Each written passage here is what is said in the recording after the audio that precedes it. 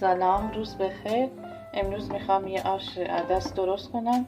تو این روزای سرد خیلی خوبه. نصف کاسه عدس رو این میزان برای 4 نفر است.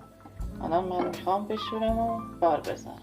اگر دوست داری الان عدس ها رو خوب میشوریم و توی قابلمه میریزیم و آب به اندازه میریزیم، میذاریم رو اجاق که بپزه. بقیه مراحل رو میریم که انجام میدیم. خب این مواد رو لازم داریم: نمک، زردچوبه، فلفل سیاه، رشته آش، جعفری خرد شده با گوجه رنده شده. خب یه پیاز بزرگ رو نگینی خرد میکنیم و بعد سرخشون میکنیم. خب عزیزای من، الان آشمون که به این مرحله رسید معلومه که پخته. الان میخوایم بقیه مواد رو آماده بکنیم. یه پیاز بزرگ رو نگینی کردم، توی مایتابه میریزم یکم سرخ بشه.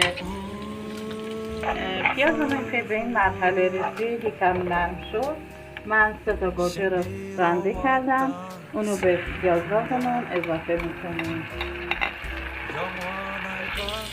خب یکم که تفت بود، من نمک و زردچوبه فلفل سیاه یکم هم آب بهش اضافه میکنم برای غلظتش.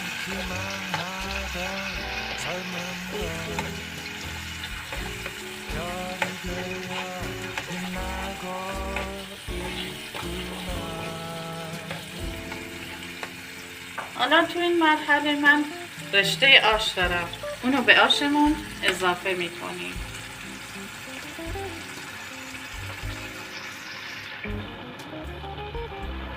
یکم هم جعفری خرد شده رو به پیازداغمون اضافه میکنیم، یکم تفت بخوره.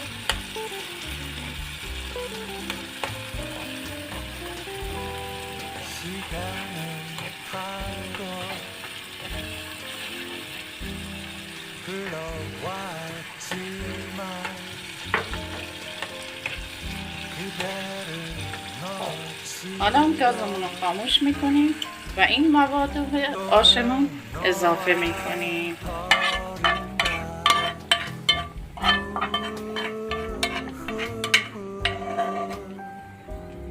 خب تو این مرحله یک نیم ساعتی میذاریم که آش خوب جا بیفته. حالا دیگه آشمون به غلظت رسیده، دیگه آماده است. من اینو تو ظرف میکشم، آماده شده شو بهتون نشون. خب عزیزای دلم، من آشو تو ظرف ریختم، با یکم نعنای خشک بهش اضافه کردم. امیدوارم که خوشتون اومده باشه از این آش محلی. کامنتاتون رو یادتون نره. دوستتون دارم. خدا نگهدار تا آشپزی دیگه.